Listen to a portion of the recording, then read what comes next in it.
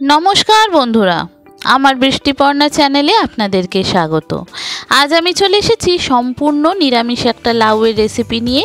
যে কোনো নিরামিষ দিনেই অনায়াসে এইভাবে বানিয়ে ফেলতে পারেন। খুব সহজ রেসিপি, খুব সহজভাবে আপনাদের সঙ্গে শেয়ার করছি।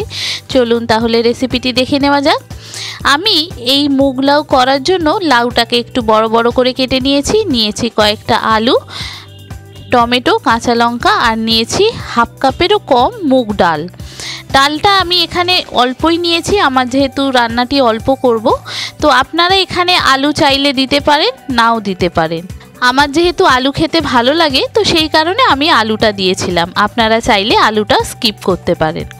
এবার ডালটা ধুয়ে একটা প্রেসার কুকারে ডাল, লাউ, আলু, টমেটো, কাঁচা লঙ্কা যা যা নিয়েছিলাম সমস্তটাই দিয়ে দেব।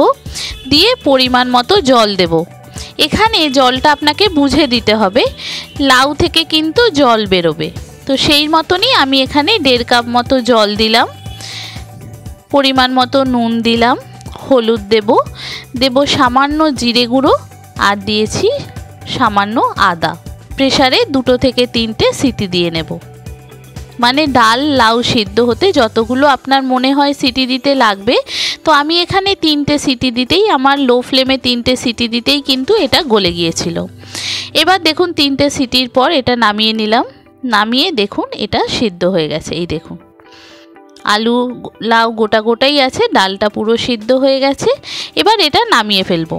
আর আমি এখানে ফোড়নের জন্য তেজপাতা, শুকনো লঙ্কা, জিরে আর গরম মশলা নিয়েছি কয়েকটা কারি পাতা।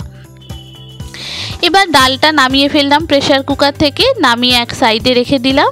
এবার কড়াইতে তেল দেব আর দেব সামান্য ঘি।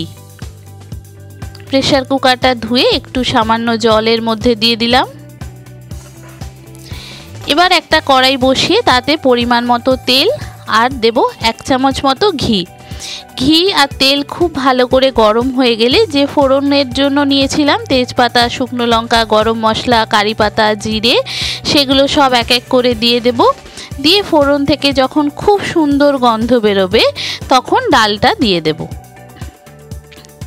দেখুন ফোড়নটা খুব সুন্দর একটা গন্ধ বেরোচ্ছে, কারি পাতাগুলোও দিয়ে দিলাম। দিয়ে এবার এখানে ডালটা ঢেলে দেব। ডালটা একটু ভালো করে ফুটে উঠলে তারপরে নুনটা চেক করে নেব আর দেব সামান্য চিনি। দেখুন ডালটা ঢেলে দিলাম। এই রান্নাটিতে এত সুন্দর একটা গন্ধ কারি পাতা আর ঘিয়ের, কি বলবো আপনাদের, আগে না খেয়ে থাকলে এইভাবে একবার ট্রাই করতে পারেন মুগ লাউ। বন্ধুরা রেসিপিটি যদি ভালো লাগে তাহলে আমার চ্যানেল বৃষ্টিপর্ণাকে অবশ্যই সাবস্ক্রাইব ও ফলো করে দেবেন আর পাশে থাকার বেল আইকনটি অন করে দেবেন।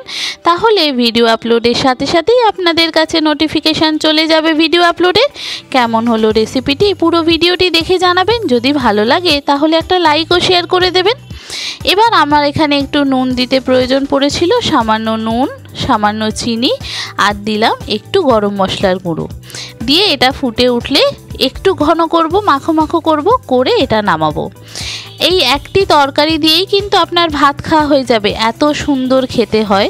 যে কোনো নিরামিষ দিনে বা যে কোনো উপোসের দিনে অনায়াসেই কিন্তু এইভাবে মুগ লাউ বানিয়ে ফেলতে পারেন। খুব সহজ রেসিপি, আপনাদের সঙ্গে সহজভাবে দেখালাম।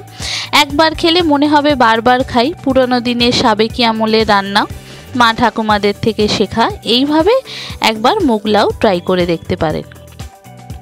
একটু আমি ঘন করছি, আপনারা যদি একদম একটু ঝোল ঝোল খেতে চান করতে পারেন, তবে যেহেতু তরকারি হবে এটা, তো সেহেতু একটু ঘন করলাম। তারপরে এটা নামিয়ে নিচ্ছি। এই দেখুন কত সুন্দর দেখতে লাগছে, দেখেছেন? এইভাবে খুব সহজ রেসিপি, আধ ঘন্টার মধ্যে কিন্তু আপনার রান্নাটি কমপ্লিট হয়ে যাবে। আর খেতে হয় মারাত্মক স্বাদ। আগে না খেয়ে থাকলে একবার ট্রাই করবেন। কেমন লাগলো পুরো ভিডিওটি দেখে জানাবেন। ইউটিউব থেকে দেখলে সাবস্ক্রাইব করে দেবেন, আর যদি ফেসবুক ইনস্টাগ্রাম থেকে দেখেন তাহলে ফলো করে দেবেন।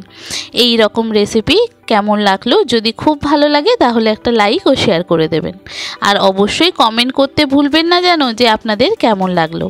আপনাদেরকে একটু কাছ থেকে দেখাই, দেখুন মুগ লাউটা কতটা সুন্দর দেখতে হয়েছে। যে কোনো নিরামিষ দিনে বা উপোসের দিনে এইভাবে লাউ দিয়ে মুগ ডাল দিয়ে বানিয়ে ফেলতে পারেন। আপনারা চাইলে আলুটা স্কিপ করে যেতে পারেন, আমি একটু আলু ভালোবাসি সেই কারণে আলুটা দিয়েছিলাম। খারাপ কিন্তু হয়নি, অসাধারণ স্বাদ হয়েছিল।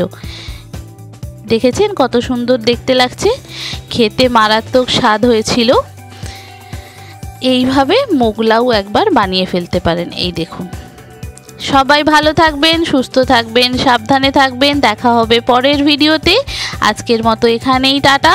থ্যাংক ইউ বন্ধুরা।